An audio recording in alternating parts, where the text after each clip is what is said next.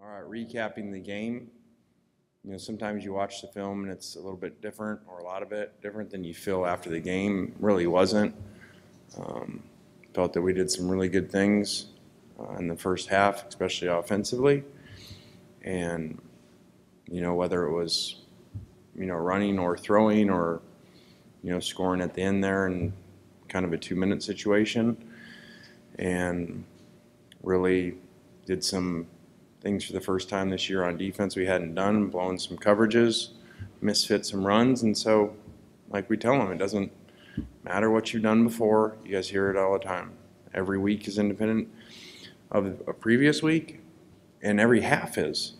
I told them this morning, people want to compare scores. Well, if you beat this team by this and that team beat them, it's what you guys do, what sports fans do. Think, well, that game went that way, so when you played that opponent, well, think how little that matters because every game is different.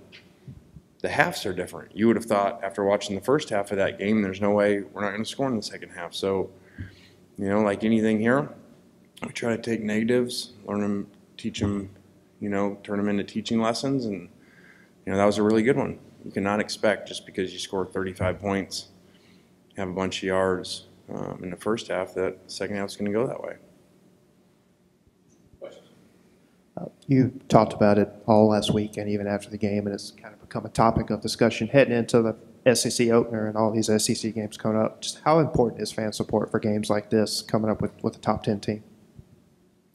Yeah, again, we utilize any situation to teach our players. And,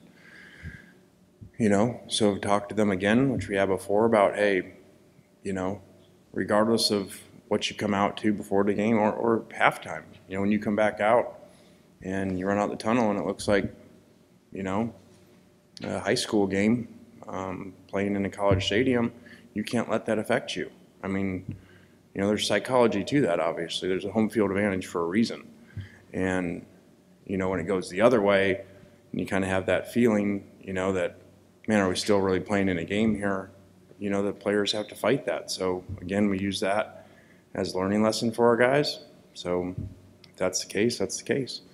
But, I mean, I'm worried about what I can control. I've tried social media in here for 2 years, so, we'll worry about what we can control, and that's getting our players ready to play. That 2020 game that you played against Kentucky was obviously a pretty crazy one. It was your first win. What do you kind of remember about that matchup? Not knowing much about our team at all, because of the no spring and the Florida game, and the feeling of, hey, we're going to struggle on defense. We've got some special pieces on offense, but how's that going to fit? And really kind of going to the game, I couldn't have told you what was going to happen, and so just a wild game. Played really poorly on defense. I think 400 yards rushing.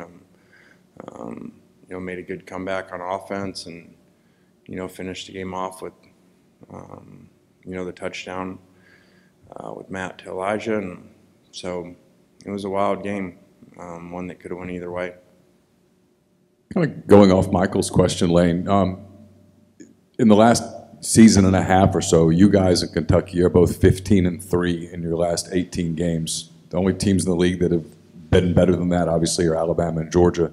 If I told you that on that day in Lexington in 2020, would you have believed that you'd gotten to this place this fast? I would have taken that, and I mean, I normally, say, hey, we have high expectations and always want to do better, and that's a pretty good number, and I guess Mark might say the same thing, especially, with the rest, in the, playing in the SEC. So, but again, every season's independent, every game's independent, and so we've got a lot of good pieces as we've seen, and like I said, as frustrating as parts of the game were, it's better to be frustrated that you see pieces where, like, hey, at times we play really special on offense. We play really special on defense and special teams. So that's the good part, because we've all been around teams where you just feel kind of helpless on one side of the ball, like it ain't going to matter what we do, we're going to struggle over there. So that's the good part of it. We got a chance to be really good, but a lot of things have to happen. You've been pretty complimentary of Jackson this fall, except for a couple of decision-making. Just where is he right now compared to where you wanted him to be, and what are the things that you kind of need to see more from him in SEC play? Well, I really like that we didn't have the one disaster play, and so that's growth, because he had that in the previous games where there's one significant play you want to take back, especially the 2 interceptions. So, that was really good to see. Managed the game well at the end, a situation of staying in bounds in the game. And,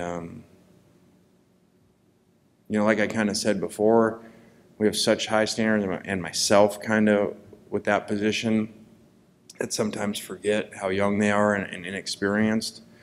And, even this morning watching this Kentucky game from 2 years ago, that would be Matt's second game with us, and even though he's played for a while, but with us it's his second game, and you see him make really good plays, but you see him miss some throws, miss some reads in the game, which didn't happen as much last year. So, it's a reminder that, there's a reason experience is important. What are your expectations this week, availability-wise, for Zach and Ulysses, just kind of getting them back?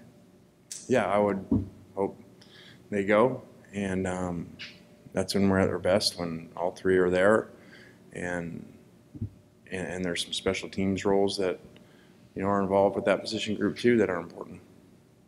Through 4 games, what's kind of your evaluation of Trig, and also what are you still trying to maybe get out of him at this point?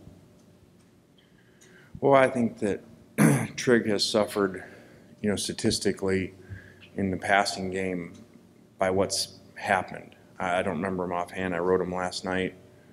If you look at the last 2 games, run to pass ratio, or like Navy or something, so, that when there aren't a lot of balls going around and a lot of it's quick game outside to the guys, he really, there's not a lot of balls going to him, and we're running the ball a lot.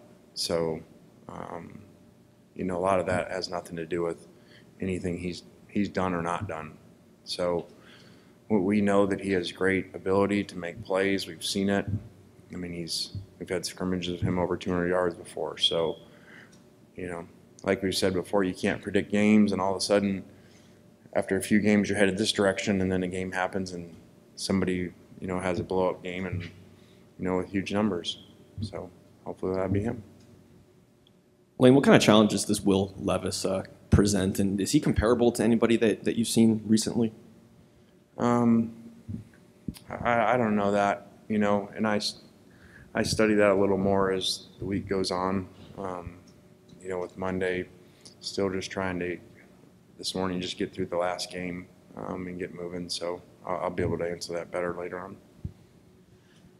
Lane, obviously Kentucky, the administration chose to stay with Mark through some not much success early. When coaches take over a program, is there a number generally that they think, oh, I'm going to start seeing a difference right here? And are most administrations waiting that long? Well, there's one of those questions the answer to about administrations waiting that long.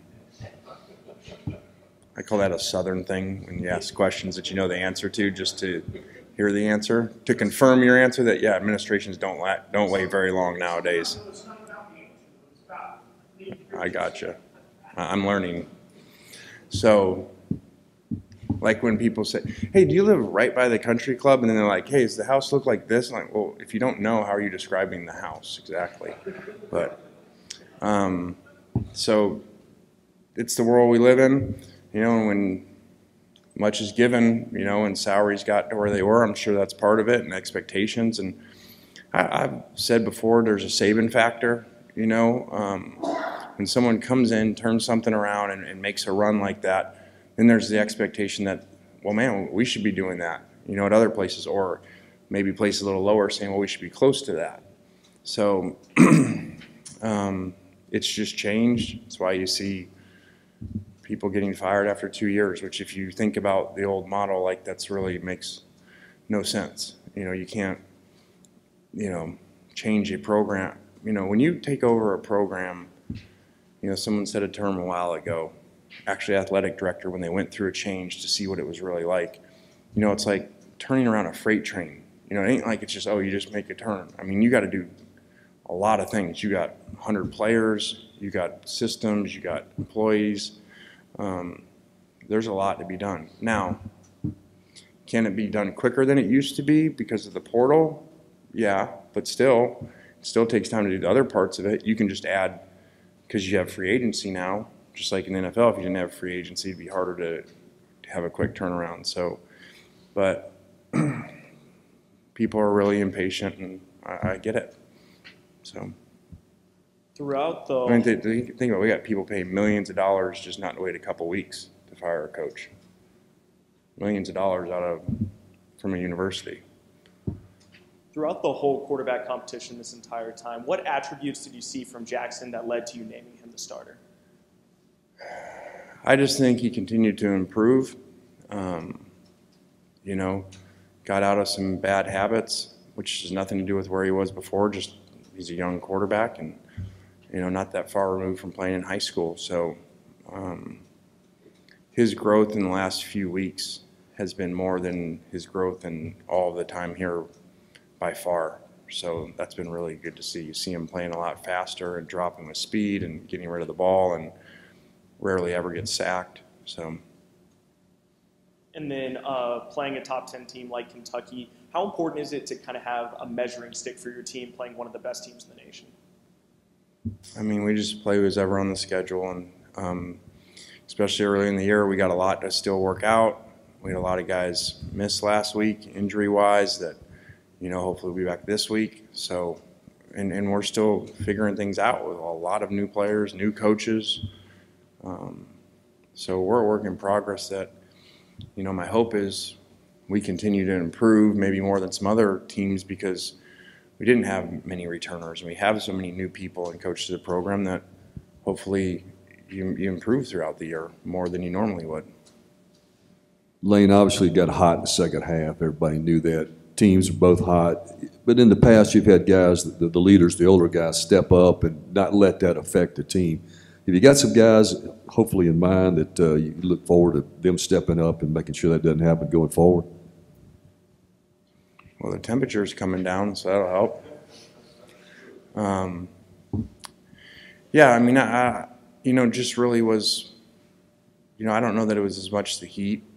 They got to play in the same heat, and I think it was, when we look at it, it was just guys losing focus and missing assignments and making poor decisions, you know, and then always in football, some breaks go your way when you're doing well, like the first half. That could have been different too, you know, the ball that gets reviewed out of Jackson's hands, you know, is 1 second away from being a fumble and a big turnaround of momentum there. And then in the second half, there's some that go the other way. We make a fourth down, Mingo's penalty, which is highly questionable, totally changes part of it. And, you know, and we false start on a fourth down that we're going to go for that looks like we're going to make and have to punt. So, you know, there's a lot of things that go into it. And it was the same heat that was in the first half, so.